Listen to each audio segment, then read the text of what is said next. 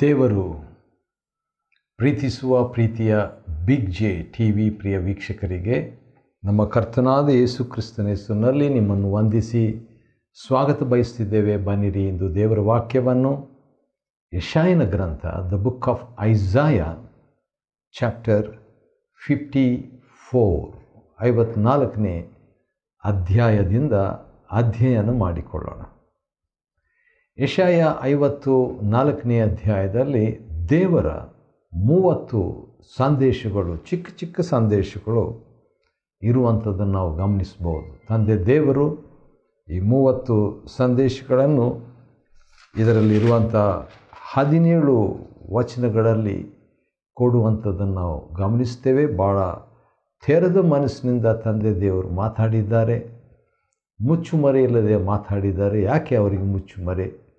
ಯಾಕಂದರೆ ನಾವು ಸೃಷ್ಟಿಗಳು ನಮ್ಮ ಹತ್ರ ಏನು ಬೇಕಾದರೂ ಆಜ್ಞಾಪಿಸಬಹುದು, ಆದರೂ ಕೂಡ ಕೃಪಾಭರಿತರಾಗಿ ಕರುಣೆಯಿಂದ, ಮಹಾಕೃಪೆಯಿಂದ ಮತ್ತು ಆಧರಣೆಯಿಂದ ಮಾತನಾಡುವಂಥ ಮಾತುಗಳು ಯೆಶಾಯ 54 ಅಧ್ಯಾಯದಿಂದ ಅಧ್ಯಯನ ಮಾಡಿಕೊಳ್ತೇವೆ.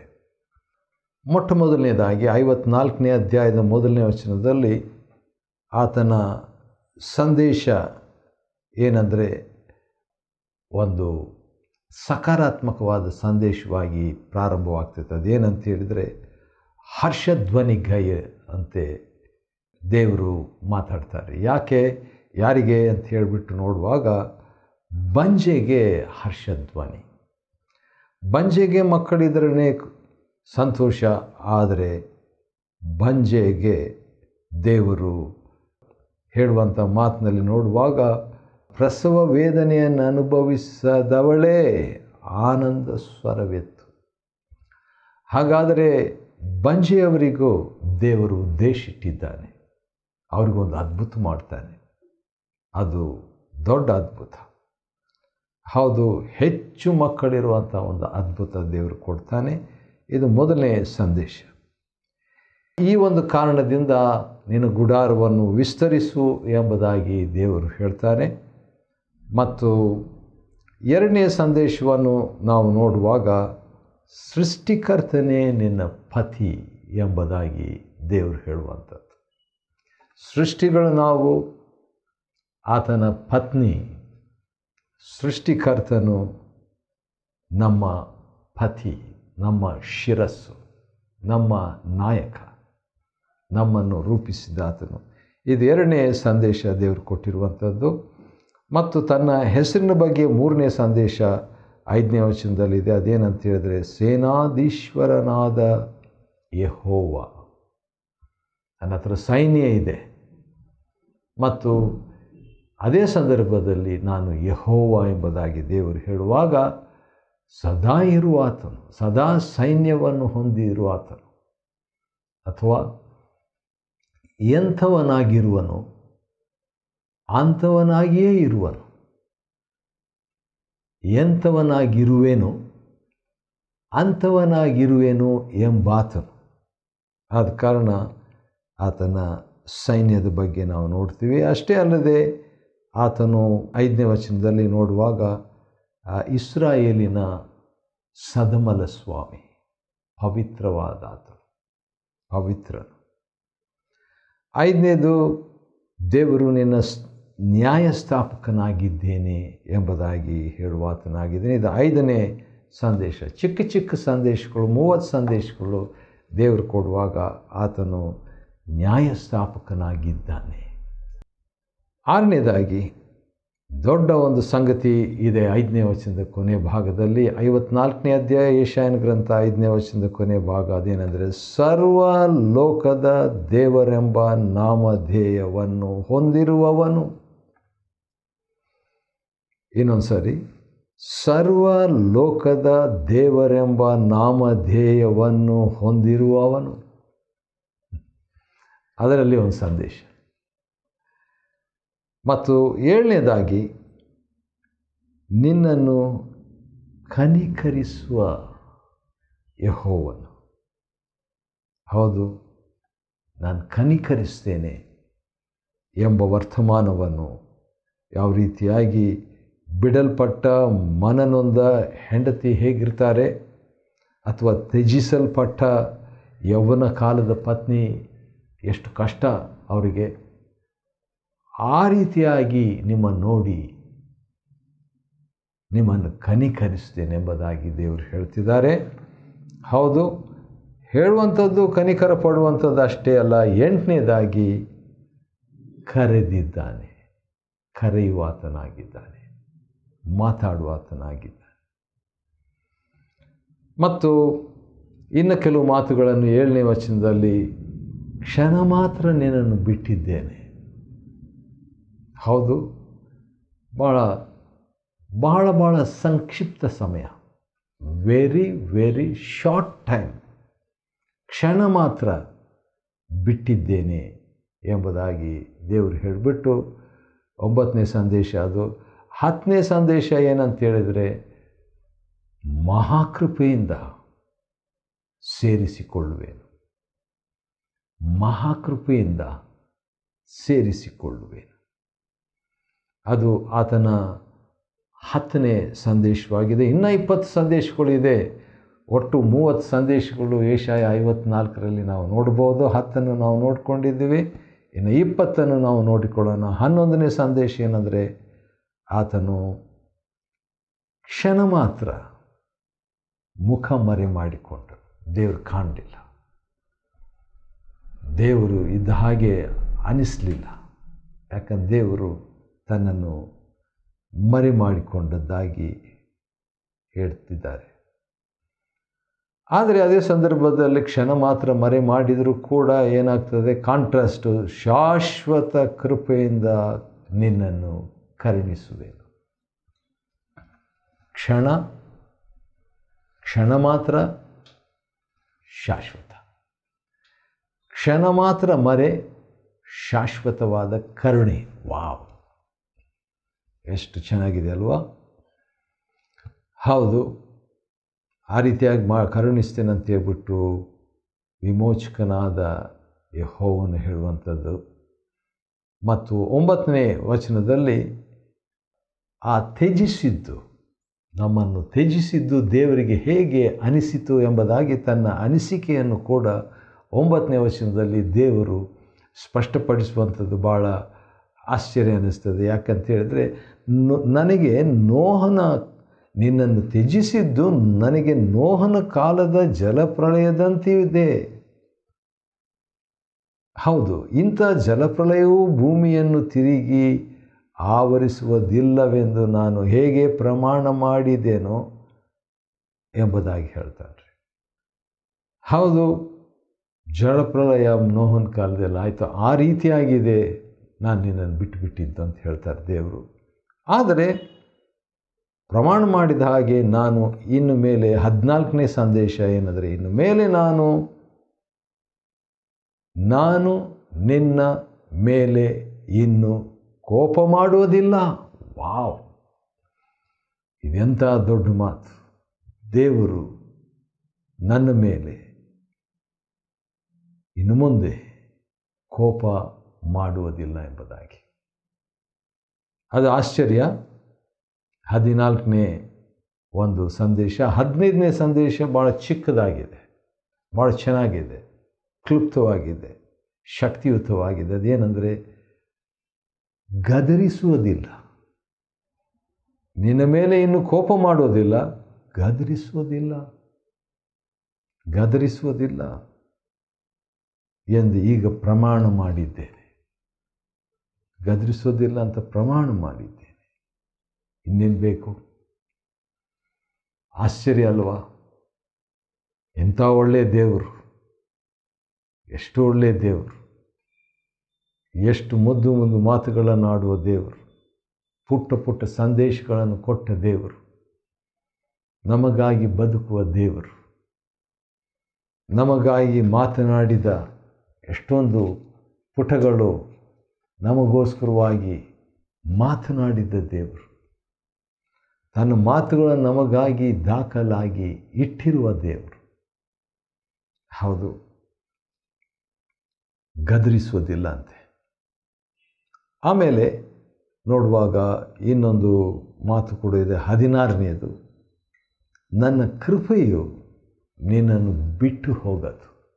ವಾವ್, ಆಶ್ಚರ್ಯ. ನನ್ನ ಕೃಪೆಯು ನಿನ್ನನ್ನು ಬಿಟ್ಟು ಹೋಗದು.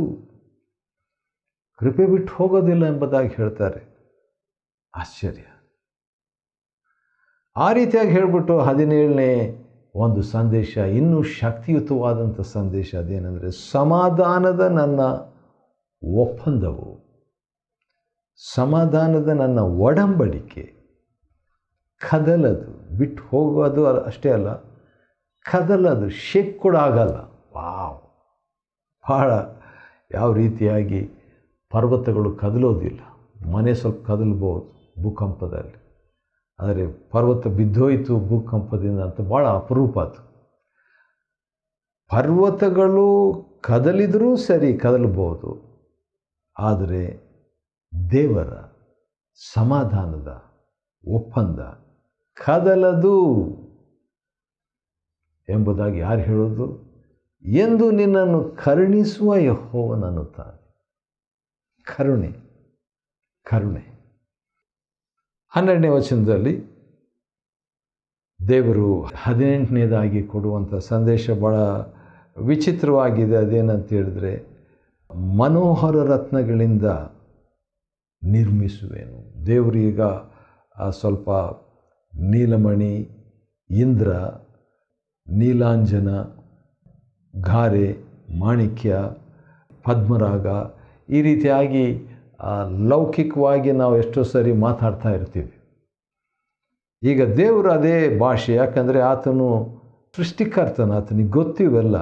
ಅವುಗಳನ್ನೆಲ್ಲ ನಾನು ಒಳ್ಳೆ ಒಂದು ಪೌಳಿ ಗೋಡೆಯನ್ನು ಮನೋಹರ ರತ್ನಗಳಿಂದ ನಿರ್ಮಿಸುವೆನು. ಒಂದು ವೇಳೆ ಭೌತಿಕವಾದವರಿಗೆ ಭೌತಿಕವಾದದ್ದು ಇಷ್ಟವಾಗಿರುವ ಪಕ್ಷದಲ್ಲಿ ದೇವರು ಅದನ್ನೇ ಕೊಡ್ತೀನಿ ಎಂಬುದಾಗಿ ಹೇಳುವಾತನಾಗಿದ್ದಾನೆ. ಇಲ್ಲ, ಆತ್ಮಿಕವಾದ ಗೋಡೆ, ಆತ್ಮಿಕವಾದ ನಗರ ನಾನು ಕಟ್ಟುವಾತನಾಗಿದ್ದೇನೆ ಎಂಬುದಾಗಿ ಹೇಳಿಲ್ಲ.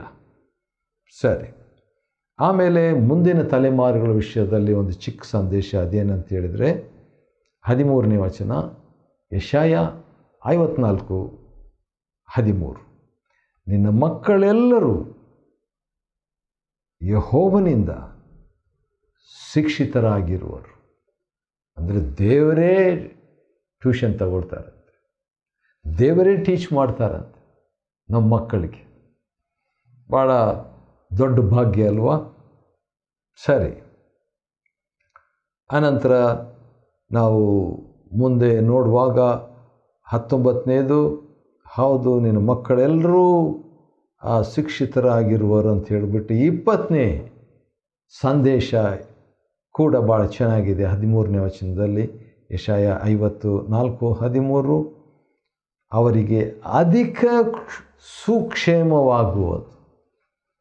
ಅಧಿಕ ಮಕ್ಕಳಿಗೆ ಅಧಿಕ ಸುಕ್ಷೇಮವಾಗುವುದು.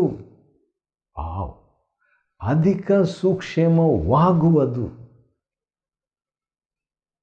ದೇವರು ನಮ್ಮ ಆತ್ಮಿಕ, ಭೌತಿಕ, ಮಾನಸಿಕ ಅಥವಾ ಆತ್ಮಿಕ, ದೈಹಿಕ ಮಕ್ಕಳಿಗೆ ಆತನ ಅಧಿಕ ಸುಕ್ಷೇಮವನ್ನು ಕೊಡ್ತೀನಿ ಎಂಬುದಾಗಿ ಹೇಳಿದ್ದಾನೆ. ದೇವರು ಮಾತು ಬದಲಾಯಿಸೋದಿಲ್ಲ. ಯಾಕಂತೇಳಿದರೆ ಆತನು ಭಾಳ ಸ್ಪಷ್ಟವಾಗಿ ಮಾತನಾಡುವ ಆತನಾಗಿದ್ದೇನೆ, ಆತರಲ್ಲಿ ಮಾರ್ಪಾಟವಿಲ್ಲ. ಆಮೇಲೆ ಮುಂದೆ ನಾವು ನೋಡುವಾಗ, ಧರ್ಮವೇ ನಿನಗೆ ಆಧಾರ. ಇನ್ನೊಂದು ಶಾರ್ಟ್ ಮೆಸೇಜ್, 21ನೇ ಸಂದೇಶ, ನೀತಿಯೇ ನಿನಗೆ ಆಧಾರ. 22ನೇ ಸಂದೇಶ, ನೀನು ಹಿಂಸೆಗೆ ದೂರವಾಗಿರ್ತಿ, ಜಗಳಾಡಲ್ಲ ನೀನು. 23ನೇ ಸಂದೇಶ, ನಿನಗೆ ಹೆದರಿಕೆ ಇರೋದಿಲ್ಲ. ಸರಿ, ಹೆದರ್ತೇವೆ. ಮನೆಯಲ್ಲಿರುವಂಥವರಿಗೆ ಒಬ್ಬರಿಗೋಸ್ಕರ ಒಬ್ಬರು ಹೆದರ್ತೇವೆ. ನಾವು ಆಫೀಸ್ನಲ್ಲಿ ಬಾಸ್ಗೆ ಹೆದರ್ತೇವೆ, ಬೇರೆಯವ್ರಿಗೆ ಹೆದರ್ತೇವೆ, ನೆರೆಯವರಿಗೆ ಹೆದರ್ತೇವೆ. ಆದರೆ ಇಲ್ಲಿ ದೇವರು, ನಿನಗೆ ಹೆದರಿಕೆ ಇರುವುದಿಲ್ಲ 23ನೇ ಸಂದೇಶ. 24ನೇ ಸಂದೇಶ, ನಾಶನವೋ ದೂರವಾಗಿರೋದು. ನಾಶನ ಹತ್ತಿರಕ್ಕೆ ಬರಲ್ಲ, ದೂರವಾಗಿರ್ತದೆ. ಅಂದರೆ ಅರ್ಥ ಬರೋದಿಲ್ಲ ಅಂತ ಹೇಳ್ಬಿಟ್ಟು. 25ನೇ ಸಂದೇಶ ಏನಂದರೆ, ಯಾರಾದರೂ ನಿನ್ನ ಸಂಗಡ ವ್ಯಾಜ್ಯವಾಡಿ, ಅಂದರೆ ಯಾರಾದರೂ ವ್ಯಾಜ್ಯಕ್ಕೆ ಬಂದರೆ, ವ್ಯಾಜ್ಯವಾಡಿದರೆ ಅದು ನನ್ನ ಅಪ್ಪಣೆಯಿಂದಲ್ಲ. ನಾನು ಹೋಗಿ ವ್ಯಾಜ್ಯ ಮಾಡು ಅಂತ ಹೇಳಲಿಲ್ಲ, ಅವರಾಗೆ ಬಂದಿರೋದು, ನೀವಾಗಿ ಹೋಗಿರೋದು. ಹಾಗಾದರೆ ನೀವೇನು ಮಾಡಬೇಕು? ಅದು ದೇವರಿಂದ ಇಲ್ಲ ಅಂತ ಹೇಳಿದ್ಮೇಲೆ ಅದನ್ನು ಬಂಧಿಸಬೇಕು, ಅದನ್ನು ಎದುರಿಸಬೇಕು. ಅದಕ್ಕಾಗಿ ನಾವು ತೊಲಗುವಂತೆ ಪ್ರಾರ್ಥಿಸಬೇಕು, ದೇವರಿಗೆ ಕೇಳಿಕೊಳ್ಬೇಕು. ದೇವರೇ, ನಿನ್ನ ಅಪ್ಪಣೆ ಇಲ್ಲದೆ ಇಲ್ಲಿ ಒಂದು ವ್ಯಾಜ್ಯ ಬಂದಿದೆ, ಆದ ಕಾರಣ ನಿನ್ನ ಶಕ್ತಿಯಿಂದಲೇ ಅದನ್ನು ಹೊರಗೆ ಹಾಕು, ತೆಗೆದು ಹಾಕು, ರದ್ದುಗೊಳಿಸು. 26ನೇ ಸಂದೇಶ, ಯೆಶಾಯ 54ರಲ್ಲಿ 30 ದೇವರ ಸಂದೇಶಗಳಿದೆ. ಅದರಲ್ಲಿ 26ನೇದು ಏನಂತ ಹೇಳಿದರೆ, ಯಾರು ನಿನ್ನ ಮೇಲೆ ವ್ಯಾಜ್ಯವಾಡುತ್ತಾರೋ ಅವರು ನಿನ್ನ ನಿಮಿತ್ತ ಕೆಡವಲ್ಪಡುವರು. ನಿನಗೋಸ್ಕರವಾಗಿ ಅವರನ್ನು ದೇವರು ನೋಡಿಕೊಳ್ತಾನೆ. 27ನೇದಾಗಿ 17ನೇ ವಚನ, ಯೆಶಾಯ 54:17. 27ನೇ ಸಂದೇಶ ಏನಂದರೆ, ನಿನ್ನನ್ನು ಎದುರಿಸುವ ಯಾವ ಆಯುಧ ಜಯಿಸೋದಿಲ್ಲ. ಯಾವುದೇ ವೈರಿ ಕಳಿಸ್ಬೋದು, ಜನರು ಕಳಿಸ್ಬೋದು, ಆ ಆಯುಧ ಜಯಿಸುವುದಿಲ್ಲ, ಜಯಿಸೋದು. ನ್ಯಾಯ ವಿಚಾರಣೆ ಅಂತ ಒಂದಿದೆ, ಆ ದಿವಸಗಳಲ್ಲಿ ಕೆಲವರು ಮಾತಾಡ್ತಾರಂತೆ ವಿರೋಧವಾಗಿ. ಆ ರೀತಿಯಾಗಿ ಹೇಳುವ ಪ್ರತಿಯೊಂದು ನಾಲಿಗೆಯನ್ನು ದೋಷಿ ಎಂದು ನೀನು ಖಂಡಿಸುವಿ. ಇಲ್ಲ, ದೋಷಿ ದೋಷಿ ದೋಷಿ. ಯಾಕಂದರೆ ಕರ್ತನು ನನ್ನ ನ್ಯಾಯಾಧಿಪತಿ. ಮತ್ತು ಇದು ವಿಶೇಷವಾಗಿ ಈ ಸ್ಥಿತಿಯು ಇಂಥ ದೋಷಿಯೆಂದು, ಹೌದು, ವಿರೋಧವಾಗಿ ಹೇಳುವ ಪ್ರತಿಯೊಂದು ನಾಲಿಗೆಯನ್ನು ದೋಷಿಯೆಂದು ನೀನು ಖಂಡಿಸುವಿ. ಅದಾದ ಮೇಲೆ ಈ ಸ್ಥಿತಿ ಯಾರ್ದಂದರೆ ಯೆಹೋವನ ಸೇವಕರ ಸ್ವಾಸ್ಥ್ಯ. ಅಂದರೆ ದೇವರನ್ನು ಸೇವೆ ಮಾಡುವಂಥ ಒಬ್ಬೊಬ್ಬರ ಒಂದು ಸ್ವಾಸ್ಥ್ಯ. ಅಷ್ಟೇ ಅಲ್ಲ, ಇದು ದೇವರು ದಯಪಾಲಿಸುವ ಸದ್ಧರ್ಮದ ಫಲವಾಗಿರ್ತದೆ. ಇದು ನೀತಿಯ ಫಲವಾಗಿರ್ತದೆ.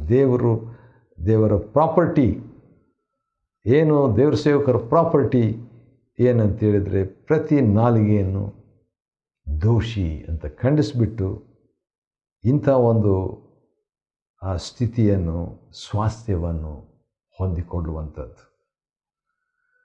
ಸದ್ಧರ್ಮದ ಫಲವಾಗಿದೆ ಎಂದು ಯೆಹೋವನು ಅನ್ನುತ್ತಾನೆ. ಯೆಶಾಯನ ಗ್ರಂಥ 54ನೇ ಅಧ್ಯಾಯದಲ್ಲಿ 30 ಸಂದೇಶಗಳು. ವಾವ್! ಒಂದೊಂದು ಸಂದೇಶವು ಚಿಕ್ಕ ಚಿಕ್ಕ ಸಂದೇಶವಾಗಿದ್ದರೆ, ಅದು ಸ್ಟಾರ್ಟಿಂಗ್ನಲ್ಲಿ ಬಂಜೆಗೆ ಒಂದು ಹರ್ಷದ ಮಾತನ್ನು ಹೇಳಿಬಿಟ್ಟು ದೇವರ ಸೇವಕರಿಗೆ ಕೊನೆಗೆ ಆ ಒಂದು ಸ್ವಾಸ್ಥ್ಯವನ್ನು ಕೊಟ್ಟು ದೇವರು ಈ ಸಂದೇಶವನ್ನು ಮುಗಿಸ್ತಾರೆ. ಕೇವಲ 17 ವಚನಗಳು ಯೆಶಾಯ 54ರಲ್ಲಿ. ಯೆಶಾಯ 54ನೇ ಅಧ್ಯಾಯವನ್ನು ಅಧ್ಯಯನ ಮಾಡಿಕೊಳ್ಳುವಂತೆ ದೇವರು ಕೊಟ್ಟ ಕೃಪೆಗಾಗಿ ಆತನಿಗೆ ಸ್ತೋತ್ರವಾಗಲಿ. ದೇವರು ನಿಮ್ಮನ್ನು ಆಶೀರ್ವದಿಸಲಿ.